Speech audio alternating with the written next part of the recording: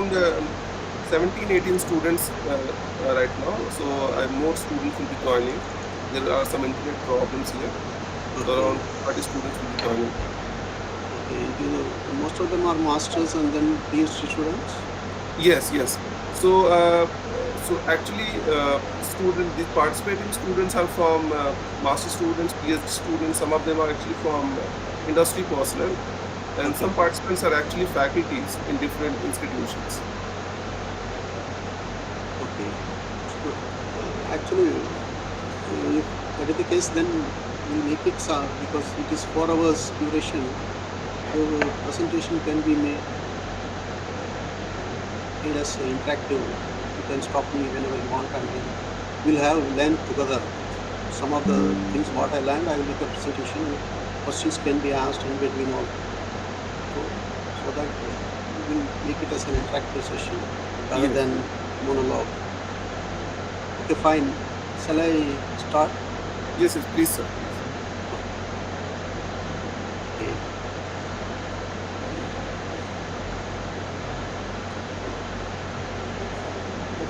That screen.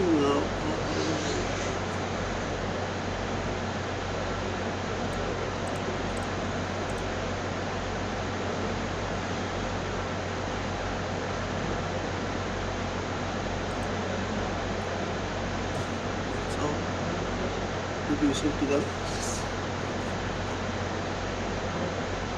Hello. Yes, sir. You're audible. Okay, fine. Actually, we are, as you introduce us, we are the developers of East, and it is the indigenously developed in house. We have PSSC, and we have many good capabilities. In linear, we have matured enough, but we are presently we are going to work on nonlinear also. And then I am presenting, instead of starting something very high-fi, let me start from the beginning and then we will slowly go to the nonlinear part and all those things. And any numerical method for the reason why it has evolved, first of all, because it is not possible to find the solution always. So numerical method for any physical problem, because of its complex nature and boundary conditions, it is not possible to get the solution. It is possible to get the solution for simple cases where geometry and numerical properties are well defined, and then there are cases people have derived closed form solutions. And beyond which, if the geometry and boundary conditions and numerical property variation, they are all complicated, then numerical method is the only way. For example, if you take integration, simple integration, if I can if I can integrate for all the functions, then the numerical method would not have evolved. So many numerical integration methods evolved because requirement is such, there are functions which you cannot integrate. Then numerical method is the only way. The same way for any physical problem, the only way is the numerical method. The structural analysis finite element method is one of the well-known and it is very well used method. And I will be talking about finite element method only. Okay, I think I talked about the numerical methods are widely used are finite element method, finite difference method, boundary element method, and finite volume method. Uh, Numerical methods used in structural mechanics are mostly finite element method, finite difference method, and boundary element method. The finite difference method, it is used only in the selective cases. It is not possible to generalize because case by case you have to discretize and then apply the boundary condition and then you have to get the solutions. And boundary element method is also a one area where it has been combinedly used with structural mechanics and boundary element. I will tell you where the region where these two are being combined. The boundary element method, basically it is you need to have a fundamental solution for the governing differential equation. Actually, it satisfies the differential equation exactly, and that fundamental solution being used as weight, and then it has been through integration by parts, it has been taken, the volume integration has been taken to the surface, and thereby only if it is a volume, surface integration is sufficient. If it is a two-dimensional case, only the boundary of the surface alone is sufficient. So this is where finite element and boundary element finds a good combination in the area of like fluid structure interactions. In the case of fluid structure interactions, where the problem like what we are doing, the tank containing liquid, I am interested to know how the fluid interaction with structure affect the structural characteristics, frequencies, mode shapes and all. So thereby, if I use boundary element method for fluid, the structural portion is using finite element method. The advantage is I don't have to discretize the portion of liquid only because boundary of the fluid become a structure themselves. So that is sufficient. There is no need to have a separate discretization for fluid. So in such areas, boundary element and fluid, the finite element are combined effectively and is being used in fluid structure interactions. And the numerical method used in CFD are finite difference and finite volume methods. Anybody want to ask anything at this stage? Can some questions can be asked aloud?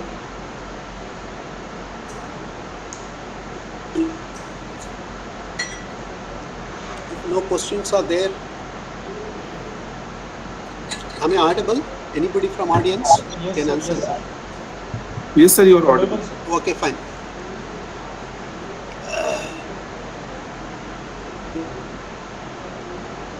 Now, I will give a brief introduction about flow process in finite element analysis. What happens is you have a physical problem. You have to find the equivalent mathematical model that is governing differential equation. And the assumptions made are geometry. लिख के दो Geometry क्या we क्या may not be problem able आ to रहा है. exactly represent, 11.9 से ऊपर ही आ रहा है. and assumptions उसमें you have क्या to make मेथड है कम करने geometry assumptions. How You to have to reduce the properly जब सोल्यूशन represent कर the रहे हैं तो वहाँ geometry बोल रहा है कि in आपका जो सीक्वेंस है kinematics. वो चेक ज़्यादा करते हैं ना है. अपन जब चेक Strain करते हैं हाँ तो वहाँ एरर दे देता है तो strain उस कारण displacement कन्वर्ज नहीं relations, होता the है. material law, how the converge होता है material ना जब कन्वर्ज नहीं होता है containing 2.9 से the material, how it behaves, means stress strain law. Then loading and boundary conditions, etc. Everything has to be properly known. Then what happens? Then finite element, this portion, finite element comes into the picture. Then finite element solution choice, what element you want to choose. The element, what you choose should be appropriate to represent the physics. If you choose the wrong element, you will get some solution, but it will not represent the physics. Then you have to have a mesh density, appropriate mesh density. For example, you have a plate with a center hole, and the mesh to be refined sufficiently near the hole, and away from the hole, the refinement may not be very, it can be coarse also. Then appropriate solution parameters has to be used, and representation of loading, boundary condition, etc. These things has been used. Then finite element, it has been assembled and the solution is defined. And you check the solution accuracy. If you are happy with, you proceed. Otherwise, you refine the mesh and change the solution parameters. Solution parameters, when I talk about, there are methods, iterative procedures. There, the first step itself, how do you start with the iteration? That makes the difference in final solutions. So you have to appropriately the solution parameters has to be chosen. If you use direct method, direct solver, then this problem doesn't come. If you use iterative solution procedure, then preconditioning what you are using, everything affects the solution. So you have to be careful in choosing the solution parameters. Then assessment of accuracy of finite element solution of mathematical model. If you are happy with that, then interpretation of the results. Then interpretation of the results. If you are happy with it, you close it. Otherwise, refine the analysis. Then you go again, and then you go into the flow.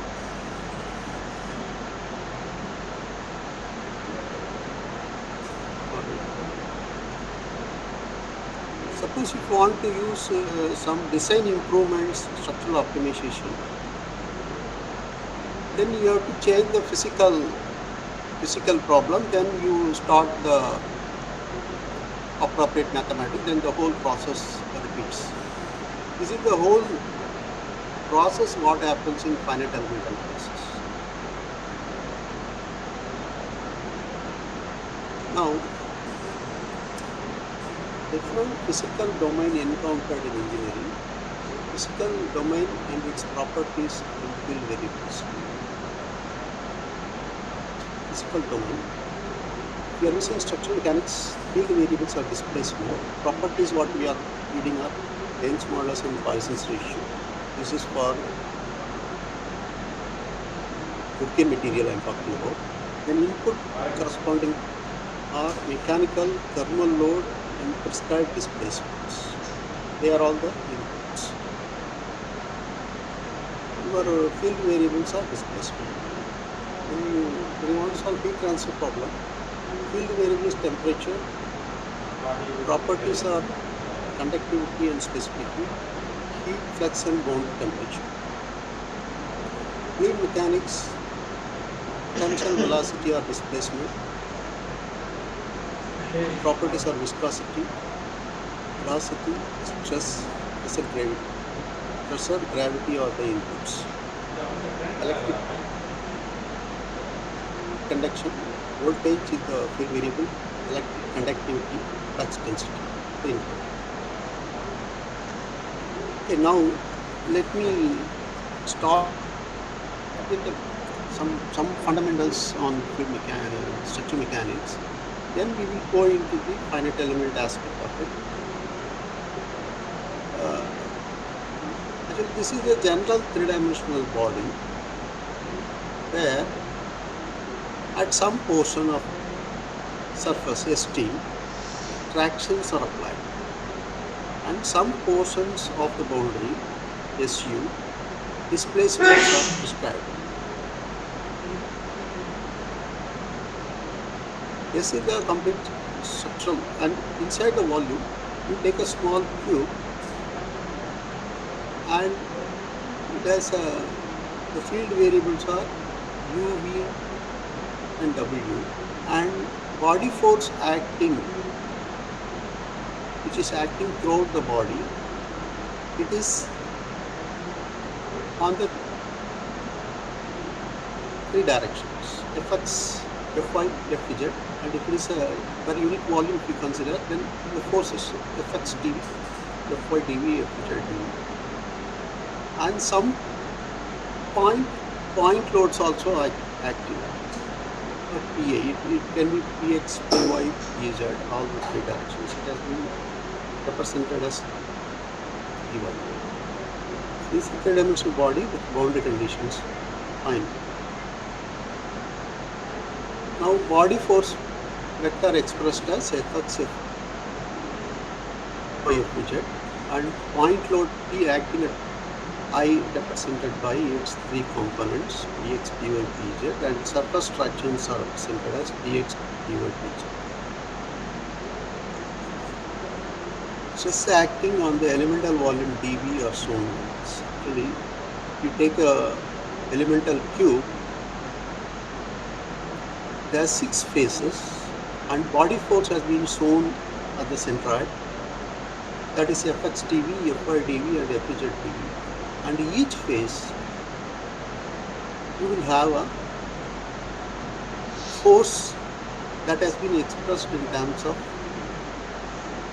stress components. So if you, this is xy, and the stress components also with respect to this, it has been drawn. So if you take this phase, this is x direction, you will have sigma x plus dou sigma x by dou x into dx. And other two stress components are tau xy plus dou tau x by dou y, dou x into dx.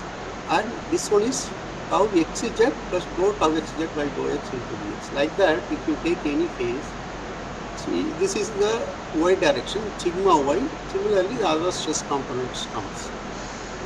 Now, for the body in equilibrium, what is written is all the forces that are acting in x directions are summed up. Similarly, for y direction and for z direction, that brings in the equilibrium equations. So, these are all the stress components, and when you sum them up, all the forces that are acting in the x direction, then you will end up with these 3 equations. This is the equilibrium equations. Fine. And this is the boundary conditions. Boundary condition where you consider some piece of the segment which is outside the body and connect them to the interior portion of the structure and write the equilibrium equations, write the force equilibrium. Actually, CB, this portion is on the boundary, and all the other, the triangle which connects ADC, ADB and TAB are interior to the material, interior to the body. Now, the normal to ABC is shown as N, whose direction cosines are Nx, Ny, Nz, the 3 directions. And the tractions on the ABC are Tx, Ty and Tz. And interior to that, you will have, similar to the other stresses, sigma, this is in x direction. So you take this phase, CDB, you will have sigma x.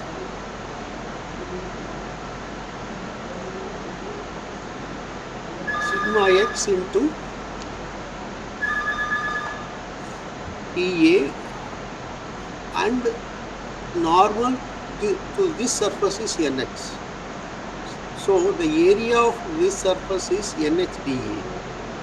So it becomes sigma x Nx dA, and similarly you will have other 2 stress components also.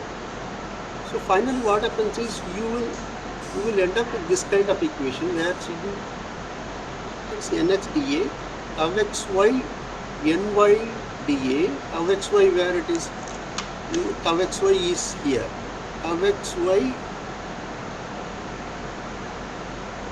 Ny, this is the phase where normal is Ny dA.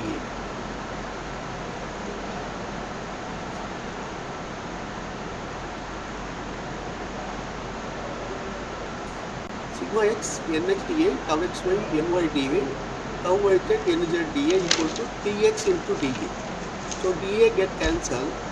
So this is how you get the traction on the boundary and the stress interior to the body are connected.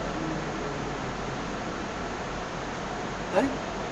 Like that, you will have other two equations also with the boundary condition.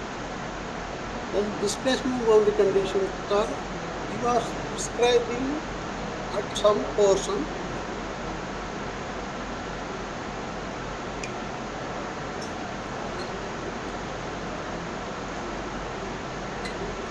u equal to u naught. That u naught can be 0 or u bar need not be 0. It can be some specified displacement also. Fine. Now, strain displacement relations, strains in vector form is epsilon x, epsilon y, epsilon z, and all the shear strains.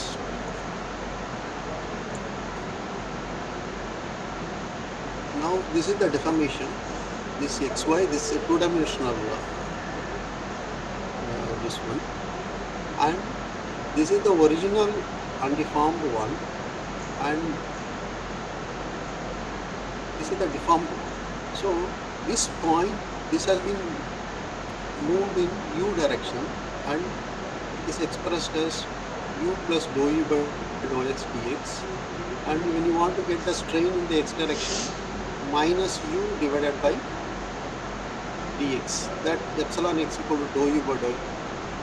Similarly, we will get dou u by dou y, and this angle reduction, that gives the shear strain.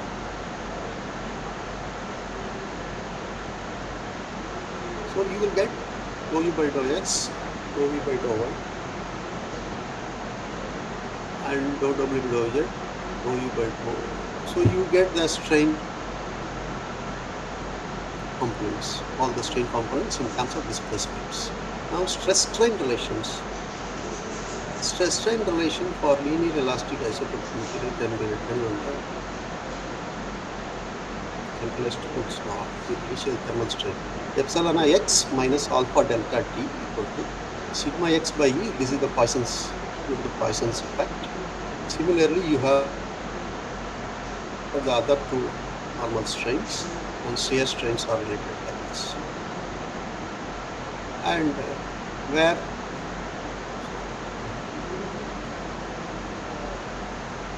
now, once you write them in terms of sigma x, sigma y, sigma z, tau x, tau xy, tau xz, and tau yz, that become a compliance matrix, and when you invert them, it become a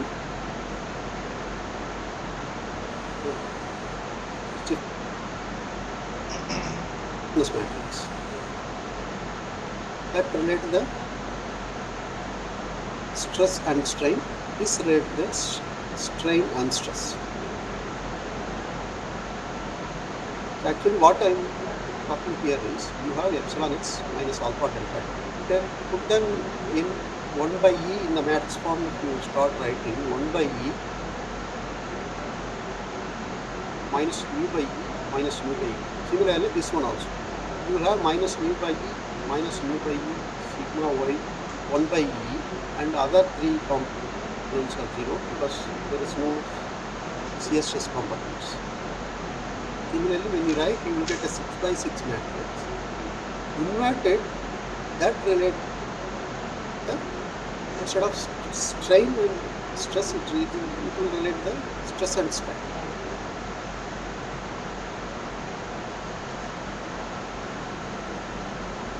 Okay, this is the shear component. Actually, this is what I am talking. Epsilon minus epsilon 0 is equal to C into sigma. This is the compliance matrix, and if you invert it, you will get a stress-strain relation in matrix form. Actually, why I am talking all those things? They are all the basic ingredients when you really going to use finite element method. So at this stage, it is better to talk at the initial stage, so that later it can be used as such. For that purpose only, I am giving some basic introduction about the solid mechanics. So So this is the constitutive relation which relates stress and strain in a this is a 6 by 6 matrix. Fine.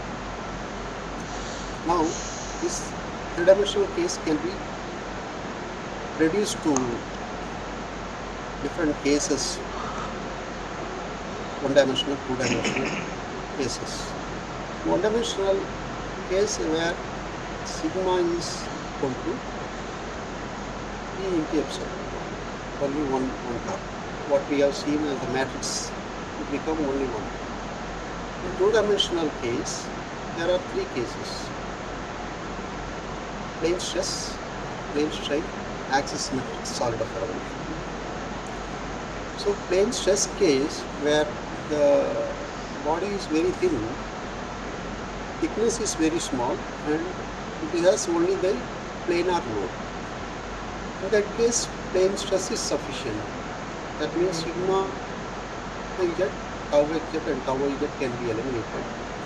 You can deal such problem with rest of the stresses. They are sigma x, tau xy and tau hz. One minute, sigma x, sigma y and tau xy alone you can deal, because sigma z, tau xz, tau yz are 0. So this is the example. And other cases where a pipe which is carrying a pressure, it is infinitely long. In such situation, the strain in the z direction can be assumed to be 0. And we need to only take a piece of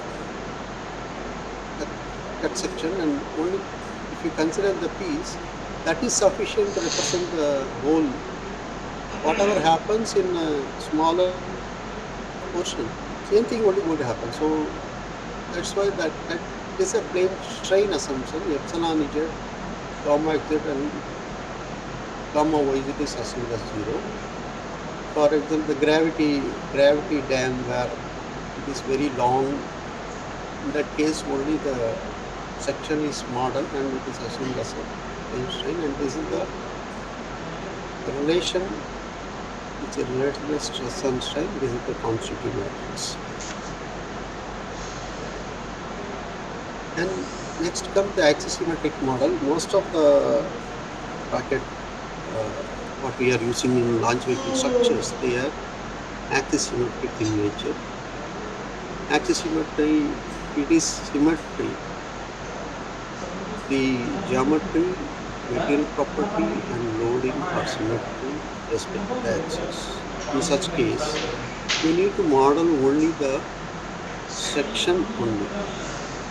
What happens to that section? Same only going to happen throughout. So what you can analyze for a section, that is sufficient. And the stress components are get reduced to sigma r, sigma z, sigma theta and tau r. And this is the relation between stress and the strain. And before I go into the further details, different finite element method used for analysis are, what are the different methods? Displacement based finite element method, variational principle, minimum potential energy or weighted residual methods are being used. What is assumed inside each element is smooth displacement distribution. Along inter-element boundary, continuous displacement. Unknown in finite element are nodal displacements. And then using the nodal displacement, strains are computed through strain displacement relation, what has been shown. And from the strains, using the stress strain relation, stresses are computed. This is how the displacement based finite element is. The other one is equilibrium method, minimum complementary energy, smooth and equilibrating stress distribution, equilibrium of boundary conditions. Generalized nodal displacement, stress function parameter. These are all the unknown in the case of equilibrium equations. The hybrid stress displacement formulation, the modified complementary energy, stress function satisfies equilibrium and compatibility equations. The stress function, what you see, it satisfies stress function, satisfies equilibrium and compatibility equation. Continuous displacement, nodal displacement is unknown. Then mixed UP or constrained minimum potential energy, smooth displacement and hydrostatic pressure. Continuous displacement and hydrostatic pressure are the along interelement boundary it is assumed like this. The nodal displacement and hydrostatic pressure are the unknowns. Actually, I will be talking more detail about these two methods that's being used in feast and it's a well established one. And other one is mixed displacement stress strain method. What a few issue had done is instead of using only the displacement as unknown, he has included all the things, displacement, strains and stresses, and he formed a functional such a way that it includes all the things. And all of them become unknowns. But what has been done is strains and stresses are appropriately reduced and they will solve for only the displacement solution, then they will get back. In the case of mixed displacement stress strain method, one minute, mouse is trying.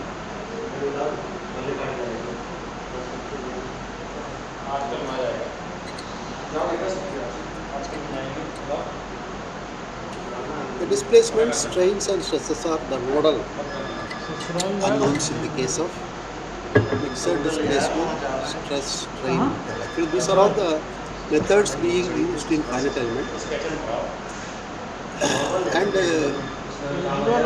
काम नहीं चलेगा I will be talking more about displacement based to introduce you to the finite element method, both the minimum potential energy and हाँ sir weighted residual method. I will cover both the things. And उसके बाद hybrid दोबारा stress displacement and mixed UP I will cover in detail. The कल तो थे sir principle of interview ले minimum रहे थे potential energy, it is nothing but the energy that is applied on the body, the energy that is developed within the body due to the external applied energy, ठंडा पानी that is the total potential. आज sir आए हैं क्या For Sujay to sir be आए in हैं equilibrium, a variation, that is the, when you take a variation of that, it should be zero. Campus में है ना That gives the equilibrium equation. So your the externally applied forces, the energy due to externally applied हाँ हाँ forces वो are Alto known है as a ना body force, and you multiply with the displacement that gives the energy and integrate it over the volume. हाँ आए This थे is the कल हम लोग भी energy देखे due थे to सर the body यहाँ force. इंटरव्यू लेने आए थे Some portion you are applying traction, and this is a surface integral because you are applying the traction only on the some portion of the body on the surface, and you multiply the displacement only at those locations where tractions are applied, not the entire displacement throughout the body. Whereas here you will multiply the displacement throughout the body. Whereas here, wherever traction is applied and what is the displacement caused by the traction on that particular area alone you multiply and integrate the surface integral. That gives the energy इतना भी फर्जी नहीं है of traction. तभी होती है Then you apply point load, multiply the displacement in the direction of the 800 force equal to applied. पता है इस साइड खड़ी करते हैं That is the energy caused by the point node yellow in the colour का direction. कुछ है वो बना हुआ है So उसमें this साइड से उनके वो बना then हुआ है this external force, external energy develop the internal energy because you have applied energy outside the उधर body. रखे हैं और ऑर्डर कर रहे थे This energy is उधर मिठाई रखी है causing the structure. Internally it should generate some energy to balance the balance the flow. That is the strain energy. That is 1 by 2 epsilon transpose sigma. This 1 by 2 how it comes?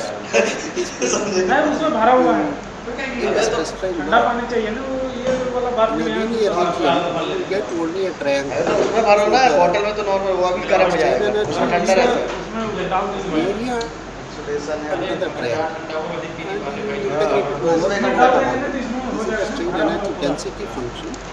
Integrate over the volume and 1 by 2 you get the area.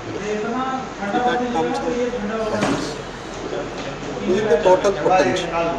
Now minimizing this with respect to the displacement, you will end up in equilibrium. Now when you take a minimization del pi, first variation equal to 0. So this delta epsilon transpose sigma, actually this epsilon transpose sigma also can be written in terms of constitutive relation into epsilon. So it has a quadratic term involved in strain. गर्दा And मचा this दिए हैं अभी quadratic term finally when you write in terms of strain displacement, you will end up with the quadratic term in displacements. मैं तुम लोग आ रहा है ना So that's why this off term quadratic, because of the quadratic nature lab भी of तो देखना strain, होगा off goes out.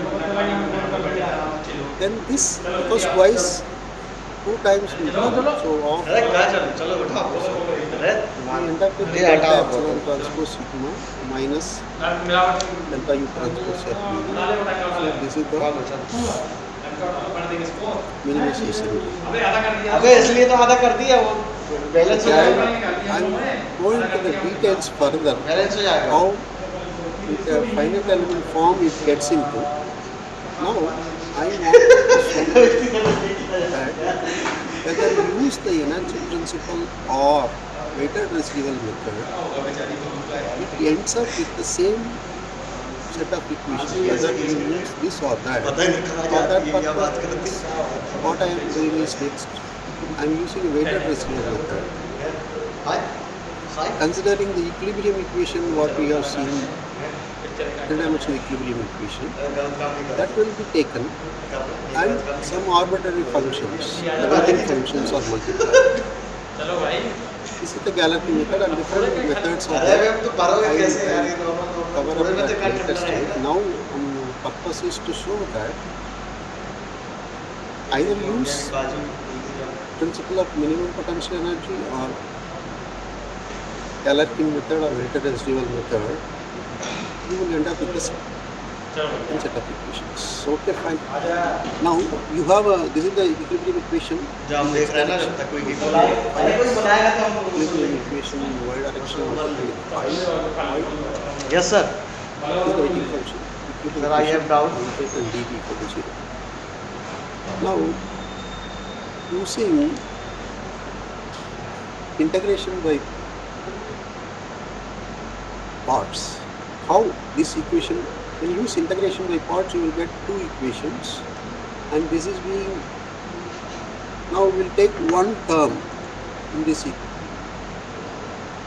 equation, and from that we will generalize how the whole integration is going to get converted. Now let us take dou sigma x by dou x ix dv. That alone we will consider. Okay, where phi is now, this is what I am telling. Dou sigma x by dou x phi x dou x into phi x into d. Now you take what is that integration by parts? You take something as u and something as integral d. uv minus integral over vd. That is the formula. Now you take phi x as u. What you do, du equal to, we are considering only x term only. Actually it will have, if you write phi x and if you take du, you will get dou phi x by dou x dx plus dou phi y by dou y dy, dou phi y by dou z dz. But because for understanding, this alone has been considered. So phi x, when you take uv minus integral over vdu. Okay. Now this term is minus vdu. That's why it is like this. And integration dou sigma x by dou x dv is a dv term. So if you write v, you will get sigma x nx, because Gauss divergence theorem says that you have to multiply with the normal, and that normal nx ds will come, and this term you will end up with, actually you let me complete this portion, then you can understand this. uv, what is your u? U is phi x, v is nx ds, that's all, nx ds. So when you use that here, this nx ds and dx comes here, dou phi x by dou x by dx, that forms dv again. Am I, anybody there? You can understood? Hello? Hello? Shall I proceed further? Yes, sir. Please go proceed. Okay. So that part is understood. So now you are going to have terms like this. If you see the equilibrium equation, then every term has been integrated by parts. So you are going to get a terms, and then all of them put together, it will end up in this form. This is sigma transpose, but this, we assume that like that terms are going to come. It is a, you will get a vector in sigma. So that is sigma transpose, and this is a strain term, right? So you are going to get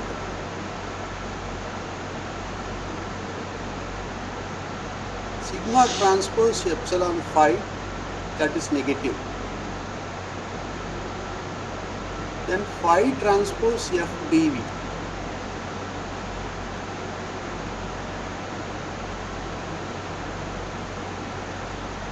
No, that phi transpose f dv, this is due to body force. This has been separated. Okay. Fx phi x, fy phi y, fz phi z. That is the contribution. That is this contribution. Then the other contribution, this one is, you have nx sigma x phi x, like that you are going to have terms. So contribution from that is this nx sigma x ny tau xy plus nz tau phi x, like that you are going to have into ds. Okay. Now finally you are going to get phi transpose P into ds. This is the body force term. This is the energy to the form 0.4, 0.4. So if you see the minimum potential energy form and this one are one and the same. So this is the basic principle of virtual work itself. A body is in equilibrium with the virtual work equals external work for every kinetically admissible displacement. भाई वो मिली कि नहीं Okay, now it has been shown that whether you use energy principle or weighted residual method,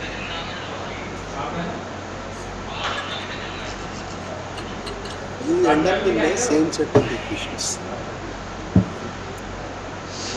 So you can use पक्का हो गया any of the method depending upon the convenience, or somebody was used to some of the method they stick to it because they are familiar in that.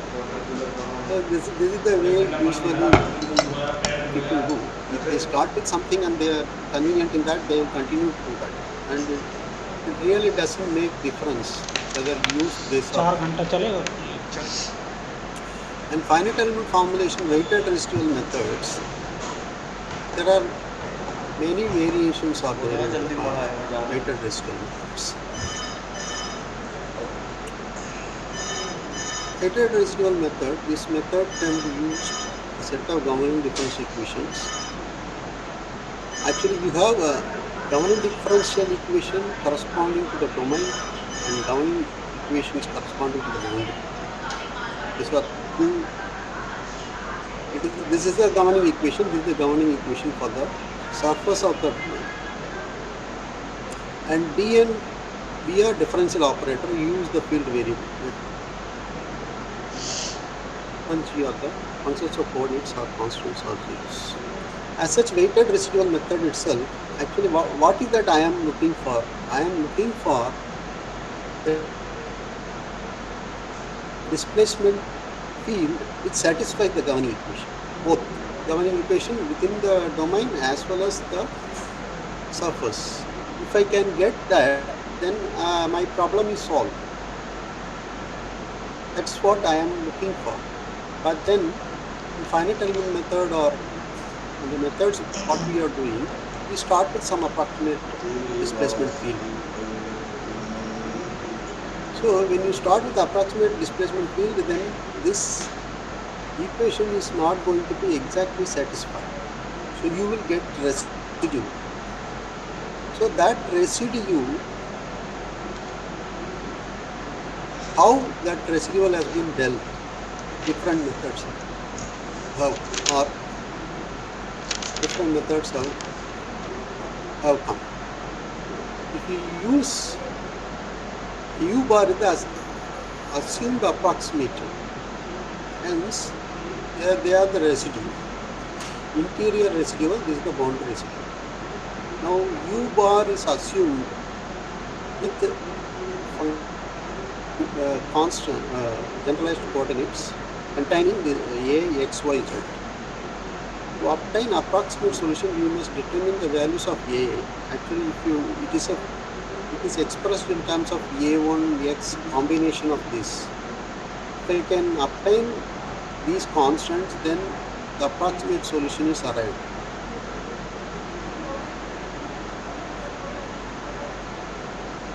Now, this is where the different methods have come. Collocation method, point collocation. For n different values of x, y, z, residuals are set to 0.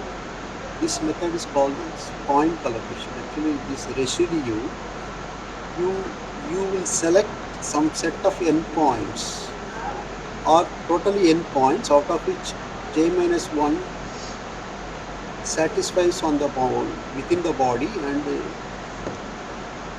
j plus 1 to n on the surface. So this is the point collocation. The other one is over the n different regions is set to 0. Subdomain next is subdomain collocation. It is a point collocation method where you select some selective points where it has been equal to 0 And subdomain collocation is you select some of the subdomains that has been described as selected as some of the subdomains, and it goes to 0 in the subdomain. So there, when you select subdomain, you will get integration. Another one is least square method, where this RD and RB are squared and appropriate parameters are being used. Alpha increases the importance of RB related to RD. Actually, if you, depending upon the alpha, as alpha increases, the importance of RB is more compared to the RD. So you have to, depending upon the physics of the problem, whether you want which one needs to be dominant or which one needs to be low playing, that you have to know, and then you have to use it appropriately.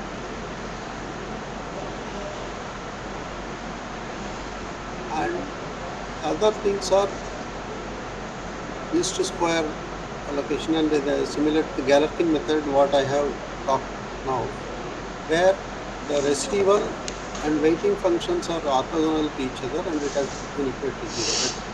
That whatever I talked with Galerkin method, and I have shown that equilibrium equation and weighting functions are multiplied and we are end up with. So that is one of the method. Okay, fine. Actually, this is you may not be able to get complete picture, but you get to know such methods are there. That is the objective of this presentation. What I am talking now, because it is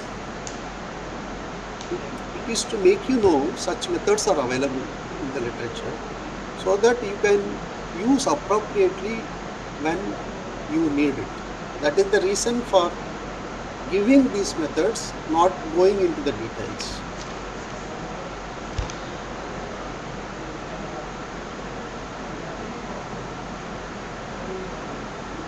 Okay, now finite element formulation. We have discretized and we have formulated using principle of virtual work as well as weighted residual method. And now the question of using a finite element, how are we going to arrive the stiffness matrix and force vector using finite element form? This is a general three-dimensional element having 20 nodes and coordinate x, y, z at any point within the element is expressed in terms of nodal coordinates. So you have n nodal points in the finite element, and x, you want x coordinate x at any point within the element, then you have to use the interpolation function for the 20 node element, and you multiply with the ni xi. So you will end up with ni xi, y equal to ni yi, z equal to ni z. And similarly for the displacement field also, u equal to ni ui, v equal to ni va, w also ni wi. Fine. Now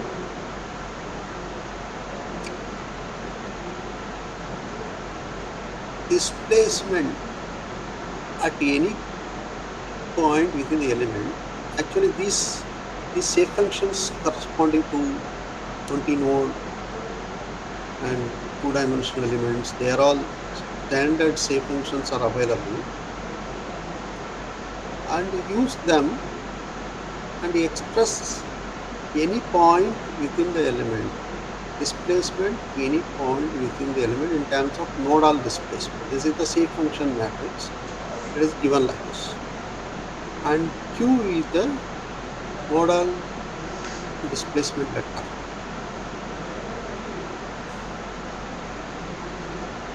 and epsilon is equal to linear operator into displacement at any point within the element. That again written in terms of L n into Q. So here L and n together written as B. Okay, the B matrix B is like this: dou n1 by dou x. If you have 20 nodes, n nodes, then it goes like this: dou n1 by dou x. This is corresponding to epsilon x time when you multiply the nodal displacement, appropriate nodal displacement. That is u equal to dou u by dou x equal to dou ni by dou x into ui. That has been written in matrix form in this way. Similarly, this is for epsilon y, epsilon z, gamma xz. So this is what epsilon is going to be into. So that's what I was telling. So if you, this side is 6 by 6 matrix, this is 6 by n, this is n by 1, nodal displacement.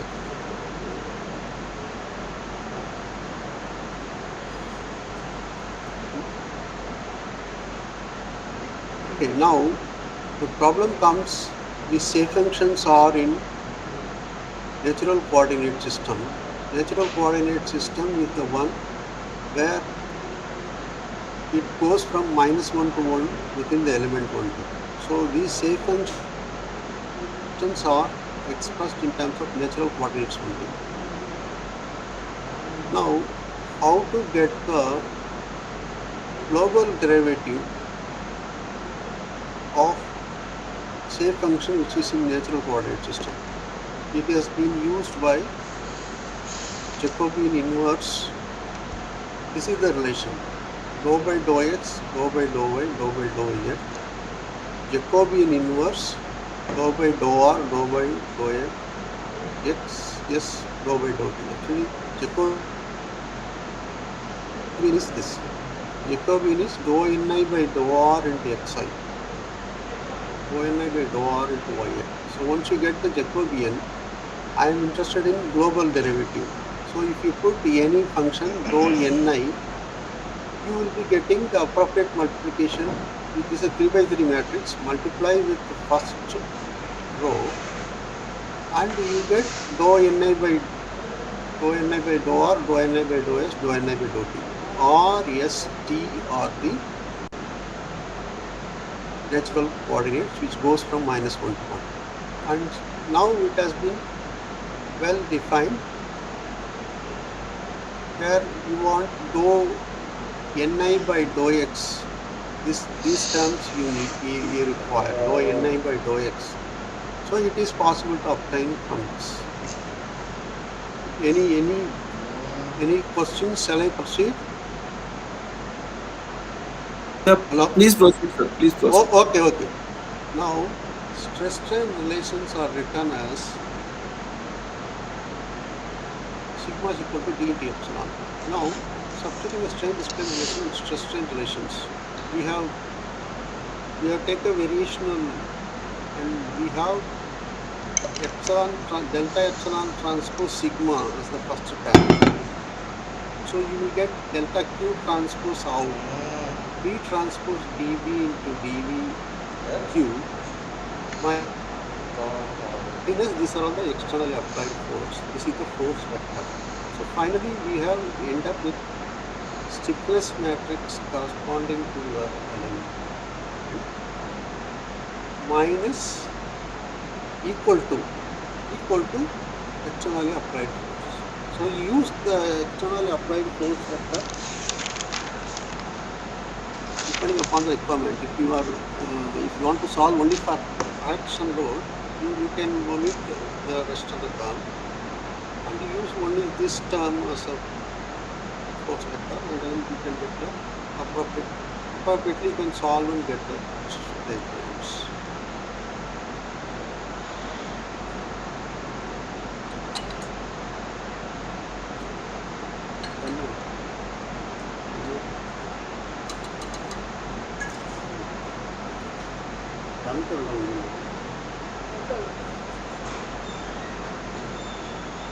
ಇದೆಲ್ಲ ಕಲಿತದೆ normal.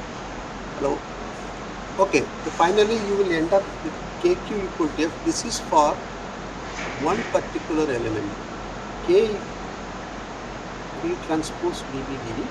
F is equal to N transpose F is the body force, traction force, and this has been written in terms of global coordinate system, but actually now everything in terms of natural coordinate itself, you can straight away use Gaussian integration. So that it is within the everything in terms of natural coordinate system only right now for the element is concerned. So this can be conveniently written in terms of this volume has been written in terms of -1 to 1, -1 to 1, -1 to 1. If it is a three-dimensional element, I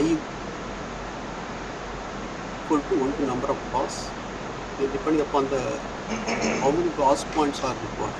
Suppose if you use 20 order width element, you have to use 3/3 Gauss point. If you use 8 order element, 2/2 Gauss point is sufficient. And WI, WJ, WK, they are all very well documented. And what is the sampling points and weight when you use 3/3? When you use 2/2, everything is very well documented. You can use appropriately, and this is for your understanding and to show that these are all the sample points and these are all the weights for the case of 2 when you use 2 integration. When you use 2/2, the same thing goes. If you are using in one-dimensional case, then you will use only -1/√3, 1/√3. Use two-dimensional case, use these two, and if you use three-dimensional case, you will use all the three. And the weights are 1, 1 only. For the case of 3/3 integration, these are all the sample points and weights, and you integrate numerically, and then you assemble them and solve the system of equations.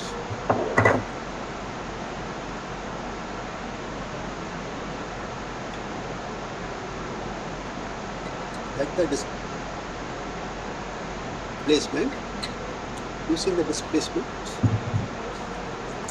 I get the strains and stresses. Okay. Now, come the question of boundary conditions. How to impose the boundary conditions? I wanted to make displacement 0 at some portion of the block. How to impose that in the system of simultaneous? You arrived at the n by n matrix. I want some portion of the structure to be displacement to be 0. There are two methods are there to achieve this. One is elimination method. Elimination method means those set of equations where you prescribe displacement, you eliminate from the system of equation and kept that is the matrix that is related to the boundary condition. Those equations are separated and you solve. If it is a n by n matrix, m points are arrested, then you will end up with n minus m equations only.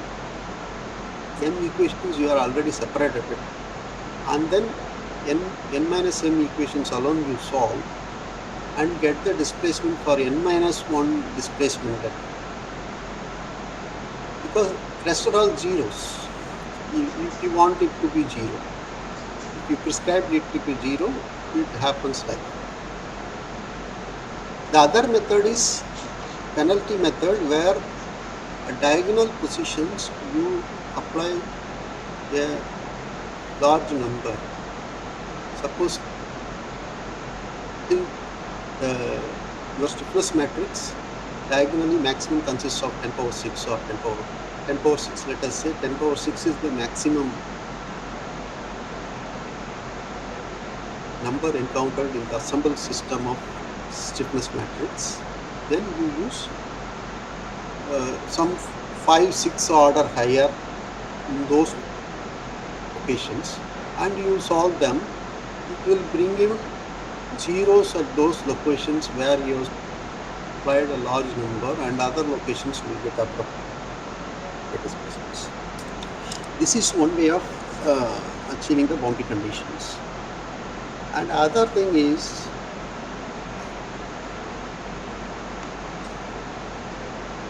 I want to use multi-point. I want to behave 2 degrees of freedom in the system of equation in certain in the equation what I am prescribing. In that case, what is done is you have a equation, for example, alpha times qi and beta times qk equal to some constant k or some constant r. This is this I want my system of simultaneous equation to behave in that form. In that case, what you do is use 1 by 2, apply, I am talking about penalty method, 1 by 2 k into alpha times qi plus beta times qk minus r the whole square. This term you add it in the energy expression, and then when you minimize the displacements, the displacement along with that, then the appropriate locations of the stiffness matrix, you will get the correct coefficients, so that when you solve it, the system of equations satisfies the equation what you have imposed also. Okay, and other case is specified displacement. It is a reduced case from the multi-point constraints. कौन दे रहा है Okay, any questions or anything to be explained with जो तो साला लिए हैं उसको कह नहीं सकते हैं pen and paper? Also, I'm ready. Otherwise, I'll proceed. Hello.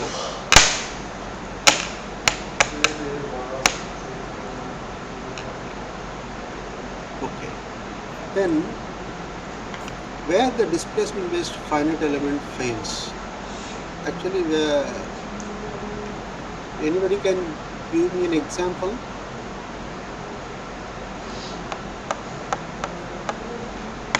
Hello. Am I audible? Yes, sir, you are audible. Yeah. No, anybody can answer me so that it can be interactive. Actually, I'm one talking and I'm not getting any, because I am seeing only my screen. I could not see any of the response from the people who are attending. That's what my concern. Yeah. So it might be, sir, because some of them have are basically taking this course for the first time. So yeah, they're also learning this course. Okay, is there some learning element is there? I'm happy actually. Yes, I can understand. Yeah. Yeah, okay, thank you.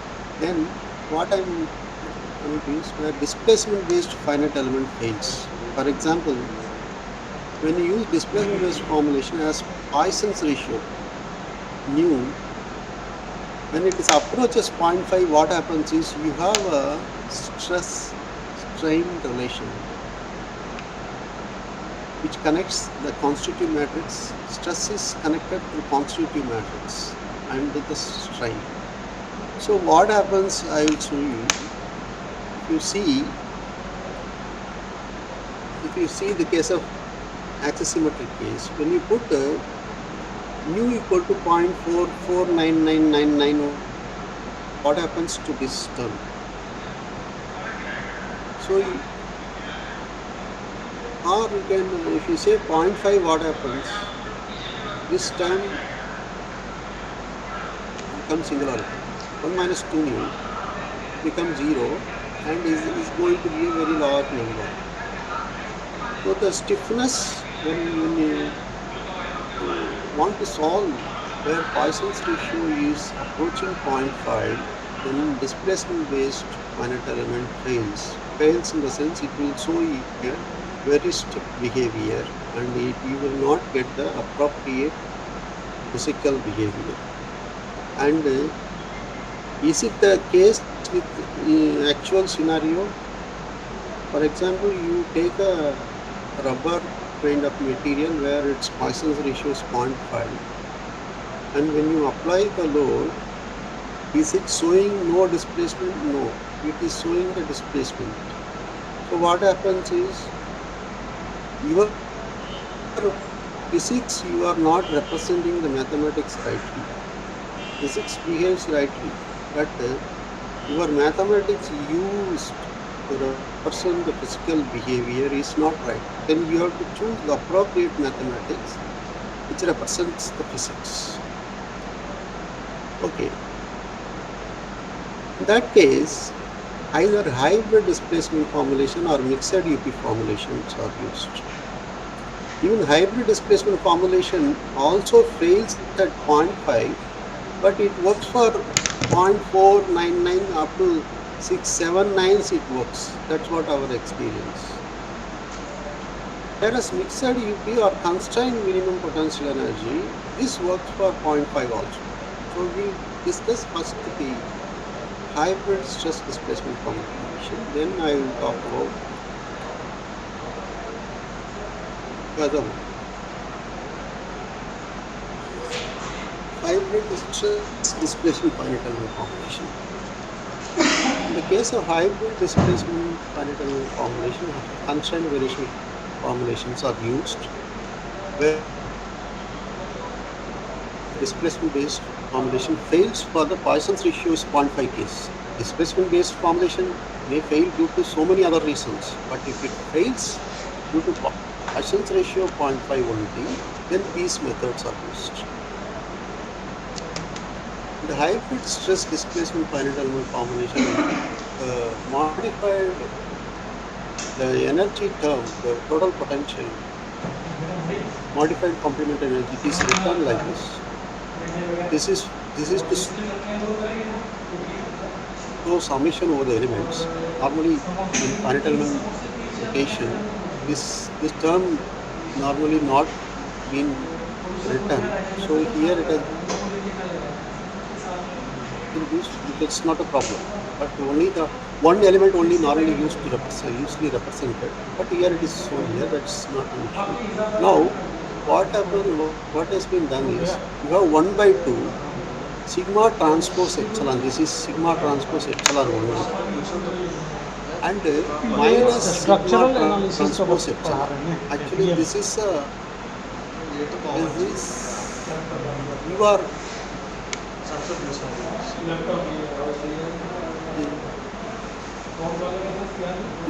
you can understand it the other way.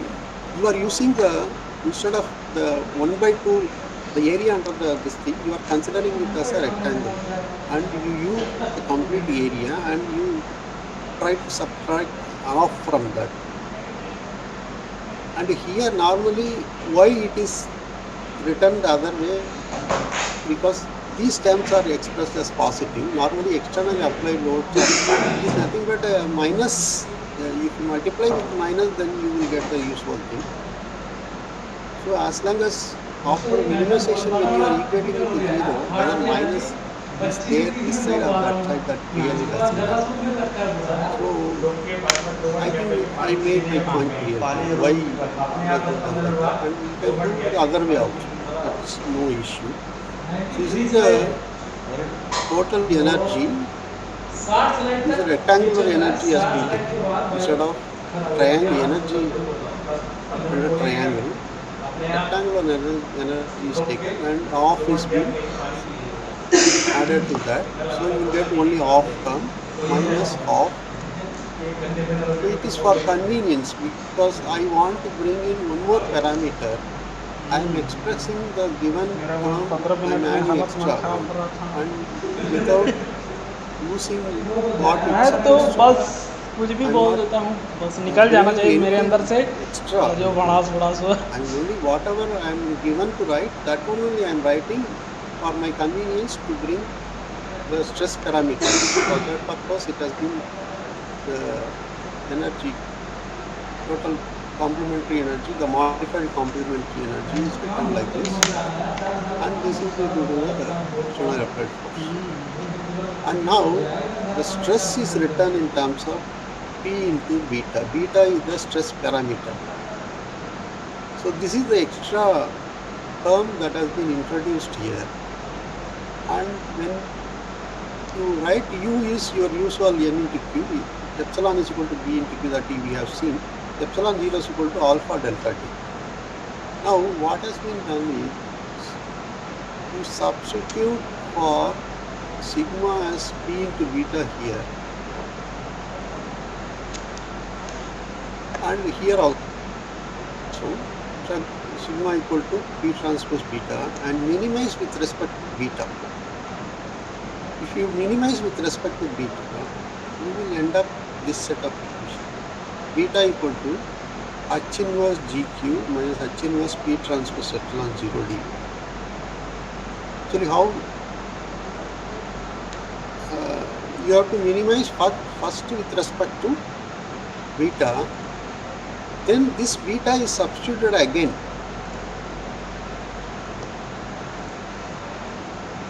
Then minimize with respect to displacement, then you will end up with KQ equal to F, where K equal to G transpose H inverse G, where G equal to P transpose V dV. And what is that it has made a difference is, with respect to the displacement based formulation, the G transpose H inverse G, where H equal to P transpose C into Cp into dV. Like that it has come. The compliance matrix multiplied with P transpose Cp, then that is inverted to get the stiffness. So some modification has been made in the stiffness that provide singularity. It works for 0.499 up to 679, it works correctly.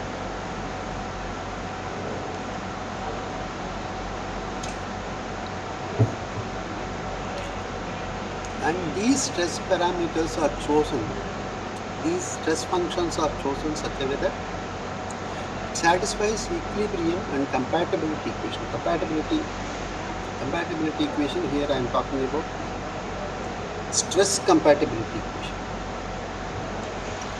You would have seen in kinetic elasticity, if you have not studied, you see stress compatibility equations are there. That's called Beltran-Michael stress compatibility equations. So these stress parameters are chosen such a way that it satisfies equilibrium as well as stress compatibility equations. And plane strain quadrilateral element, here all the stresses, sigma x, tau y and tau xy. If you use equilibrium equation and compatibility equation also, it will satisfy. And this is the stress parameters. So these are all the stresses and these are all the parameters. And how do you write beta matrix, P matrix? It is nothing but you put them all sigma x, sigma y, tau xy in a vector form equal to, you put betas in the other side, beta 1, beta 2, beta 3, beta 4, beta 5, beta 6, beta 7, and you fill it up with the first equation 1x, y only, and rest are all zeros. And in second equation, you fill them with 3 zeros, you will get 1 x, y in the place of 4, 5 and 6. Similarly, xy is at the 7th place, it will be 1, and 6th place it will be minus 6, and second place it is going to be minus y. So it is going to be a 3 by 7 matrix. your P is 3 by 7 matrix in this case. Like that, you arrange it such a way that then you bring it here to compute the H equal to H matrix is P transpose C P. And here in the case of plane strain element, C is going to be a 3 by 3 only. So it will be compatible. Okay, fine.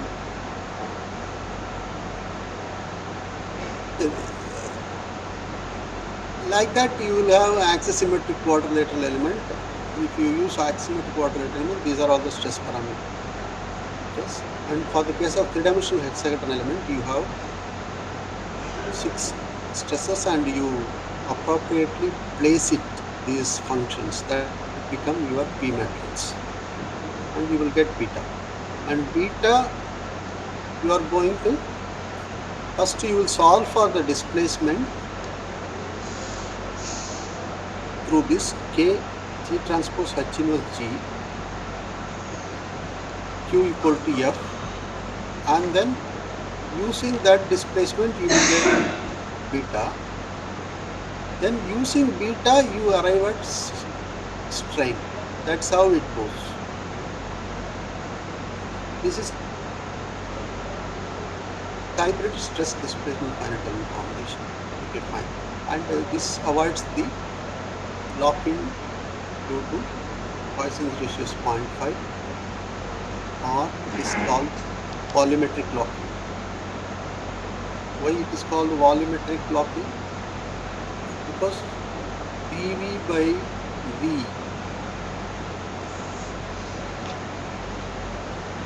change in volume by original volume is equated to 0.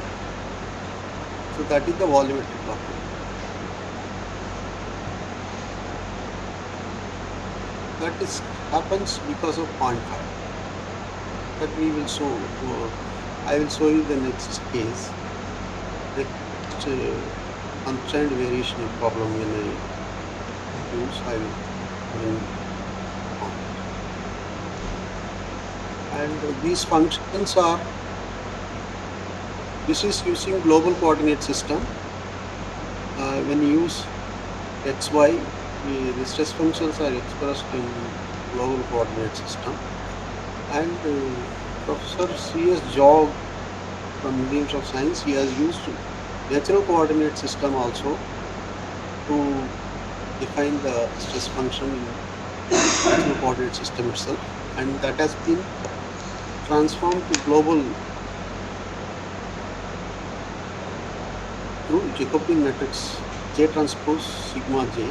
So thereby you will arrive at the global stress vector, and they are written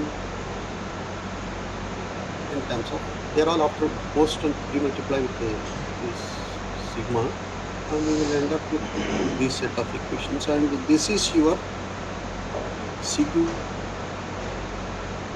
is equal to, you have to use the P matrix through this, because we want a global relation between sigma and beta. And here in this case we will be end up with, here how many are, five constants are there. So you use sigma x, sigma y, sigma xy, and then in the first equation you fill it up with first location 1, fourth location j11 square eta, fifth location j12 square zeta, and other locations as it has only five times. Okay, that's fine. You have filled the first one, and when you take the second one, first one is 0, second row, second column is 1, 2, 4 is j12 square eta, and 2 by 5, second row, fifth column is j22 square psi. Like that you fill it up. Thereby you will get P matrix. In the place of P, what you have used, this is the P matrix for axisymmetric This is for the case of plane strain, and it will come like this for axisymmetric case, then similarly for z-dimensional case.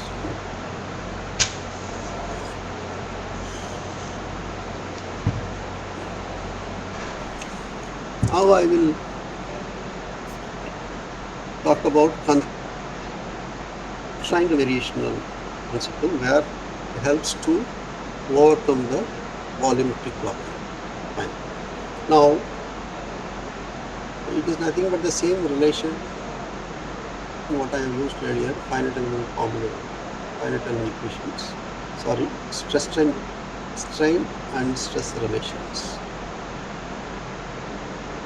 Minus alpha delta t epsilon minus epsilon 0.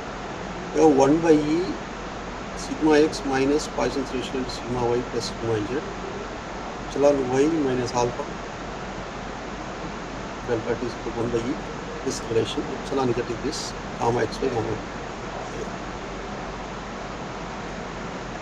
Now g equal to e divided by 2 into 1 plus sigma is equal to this epsilon equal to this. I am introducing two new parameters. P equal to 1 by 3 sigma x, sigma y, sigma z. This is the hydrostatic pressure. The epsilon v equal to epsilon x plus epsilon y plus epsilon z. And bulk modulus is equal to k equal to e divided by 3 into 1 minus 2. Okay, now comes, you sum them, you sum it up, epsilon x, epsilon y, epsilon z. You add these three things, you will end up with epsilon v, epsilon x, epsilon y, epsilon z is nothing but volumetric strain. This is volumetric strain. Why it is volumetric strain? Because dv by v, you will come with dx by x plus dy by y plus dz by z. That's nothing but epsilon x, epsilon y, epsilon z. So add them, add all the three equations, 1, 2, 3, and right hand side also you add, you will get expression like this: epsilon v minus 3 alpha delta t equal to p by k. P is this, you will have, it will end up in this form if you add this, all the three equations. Okay. Now what I want is, this is the constraint I want to impose in the strain energy function, so that the body behaves such a way that the volume before loading and after loading remains the same. That is the, it retains the volumetric constraint. This is required for, this is what I am talking is for small strain range. If you go into large strain range, that is a totally different theory will come. But for small strain, this works. For example, solid propellant, what is what we are using. There the Poisson's ratio approaches 0.5. We are using this method only. So now this has to be imposed as a constraint to the use of strain energy term. So you have, how to impose, you have to multiply with the minus p by k. If you bring this side equal to 0, that becomes equation. So that is the equation, and multiply with p by 2. Why p by 2? The approximate conjugate, or when you want to obtain the strain, when you want to obtain the energy, you will multiply with sigma into epsilon. You cannot multiply with, to obtain the energy, you cannot multiply with something else. So here the appropriate term for volume strain is hydrostatic pressure. So that's why, and off is also there. because we are considering only the linear range. So half is multiplied, and this is the constraint now has been imposed. This is going to, when you minimize this with respect, now this become a two variational problem, two parameter variational problem. One is displacement, another is pressure, hydrostatic pressure. Okay, you will end up with two set of equations. So taking a variation delta of pi q comma p, you will get two equations. What are they? Okay, before that, now what are all the substitutions that are required also has been talked over here. Q equal to UVW, and sigma is expressed in terms of sigma d toric and pressure. Sigma d equal to, actually what I'm trying to say is this epsilon sigma is there, no? This epsilon sigma is expressed in terms of usual stress, usual strain, and then deviatoric strain. So epsilon equal to epsilon d 1 by 3 epsilon b. This is the term that has been used. And what is epsilon d? Epsilon d is nothing but epsilon x minus 1 by 3 epsilon b. Epsilon y equal to minus 1 by 3 epsilon b. Epsilon is equal to other terms are like that. And similarly, sigma also sigma d plus hydrostatic pressure. It is been getting added only to the normal terms, not to the shear terms. Here also same thing. Minus 1 by 3 epsilon b comes only for the normal strain. Now, this epsilon and this sigma is substituted in this place instead of strain and displacement, so that it will become convenient for me to arrive at the equations in some other form. So once you substitute this here, then final equation you will end up with this.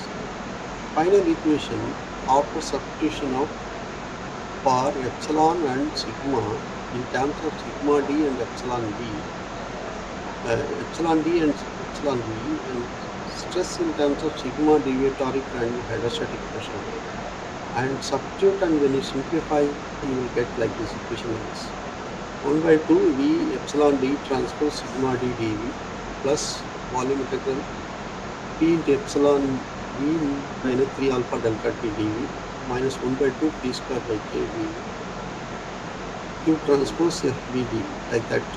So these are all the usual your energy term, externally applied energy term, and this is the modified due to the constraint variation problem. And q has been written in terms of n into pa, epsilon d equal to, instead of p into q you will get vd deviatoric is nothing but usual strain displacement relation minus 1 by 3 epsilon v time also will come. So that is the thing. And sigma d is related as sigma d cd deviatoric strain and displacement. So the epsilon v is written in terms of it's conveniently written in terms of vv into qi. Actually it is epsilon x, epsilon y, epsilon z together.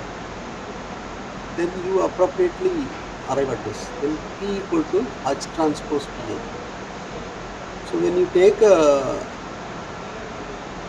variation of this term with respect to nodal variable q and p,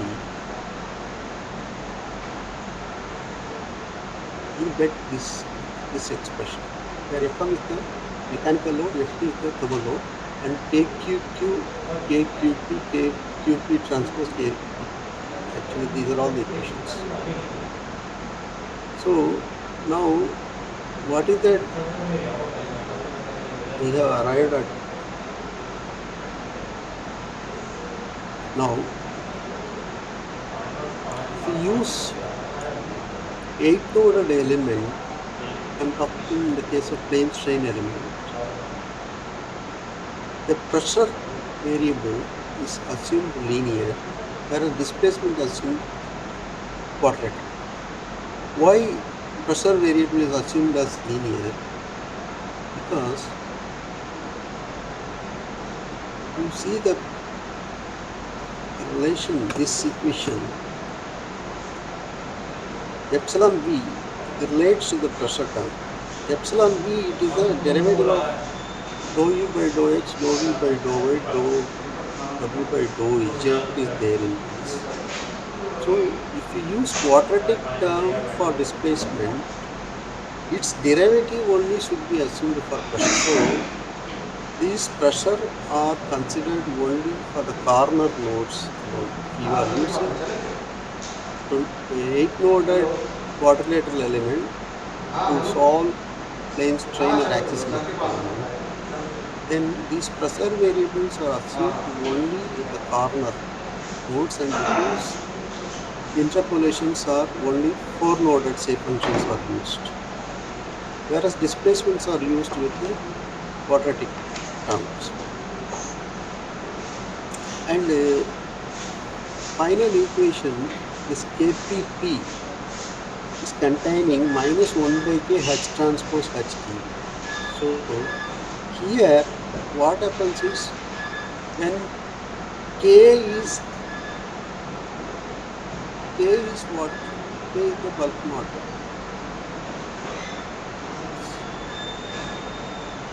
K is bulk modulus. K is equal to u divided by 3 into 1 minus 2.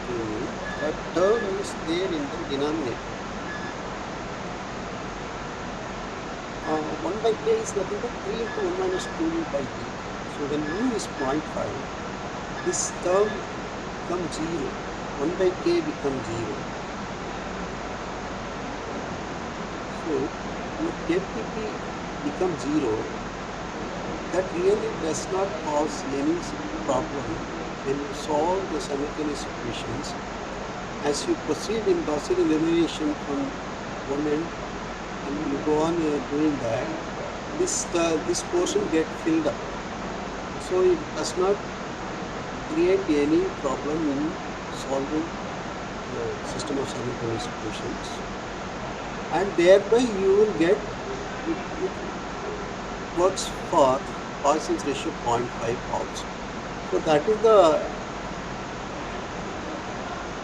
achievement has been made by imposing the volumetric strain as a constraint to the usual strain energy.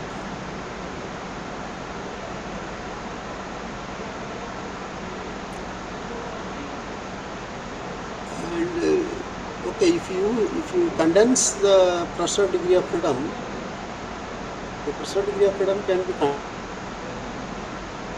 condensed from this.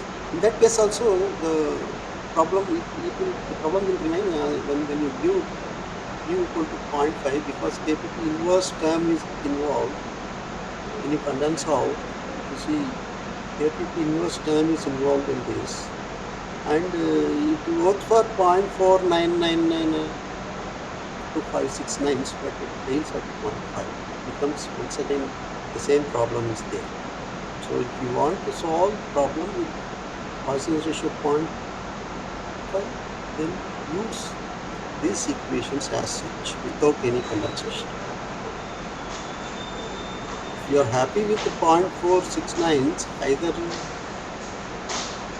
you can use stress displacement finite element, or you condensing out the displacement pressure variable. Condensing the pressure variable. Condensing the pressure variable. Okay.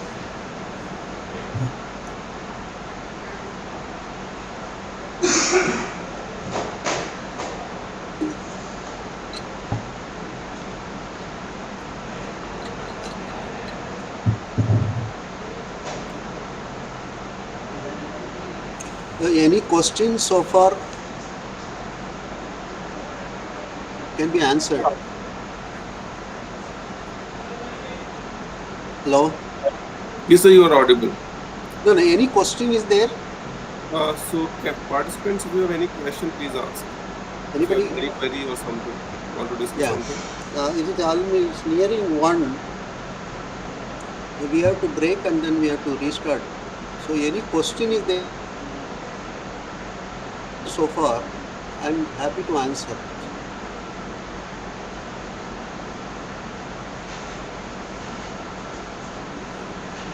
Hello? Yes, sir, you are completely audible, sir. You are audible. No, audible. That means can I take no questions?